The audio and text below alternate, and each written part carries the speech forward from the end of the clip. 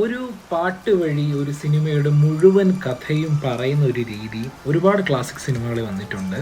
അതിലെനിക്ക് ഏറ്റവും ഇഷ്ടപ്പെട്ടിട്ടുള്ളത് ദ ലെജൻഡറി സിദ്ദിഖ് ലാൽ കോംബോയുടെ വിയറ്റ്നാം കോളനി എന്ന സിനിമയിലാണ്. നീലക്കുരുവികളും ചോലപ്പറവകളും മേളിച്ച കാട്ടിൽ കുറേ വേടന്മാർ വല വിരിക്കുന്നു.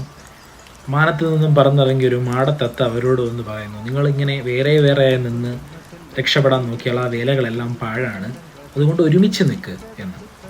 കറക്റ്റ് ആ സിനിമയുടെ മുഴുവൻ കഥയും ആ പാട്ടിൽ പറഞ്ഞു കഴിഞ്ഞു.